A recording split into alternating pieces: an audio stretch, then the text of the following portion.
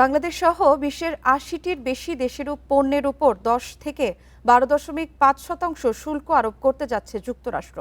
বাংলাদেশ ছাড়াও নতুন শুল্ক আরোপের তালিকায় রয়েছে ভারত, পাকিস্তান, শ্রীলঙ্কা, চীন, জাপান, যুক্তরাষ্ট্র, কানাডা, ইউরোপীয় ইউনিয়ন। জোরপূর্বক শ্রমের ব্যবহার রোধে ব্যর্থতার অভিযোগে এই পদক্ষেপ বলে জানিয়েছে মার্কিন প্রেসিডেন্ট। এছাড়া অন্যায্য বাণিজ্য চর্চার অভিযোগে ব্রাজিলের উপর আরোপ করা হচ্ছে ১২.৫% শুল্ক। এই সিদ্ধান্ত মানবাধিকার লঙ্ঘন ও বাণিজ্যিক বিকৃতি সংশোধনের ভূমিকা রাখবে বলে দাবি ট্রাম্প প্রশাসনের। স্থানীয় সময় শুক্রবার মধ্যরাত থেকে কার্যকর হবে এই নতুন শুল্ক।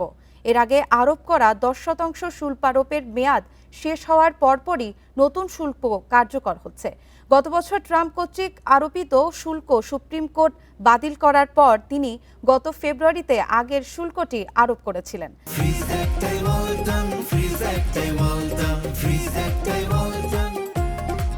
আইনি জটিলতা এড়াতে ১৯৭৪ সালের বাণিজ্য আইনের ৩০১ নম্বর ধারার অধীনে এই শুল্ক আরোপের পথ বেছে নিয়েছিলেন ট্রাম্প।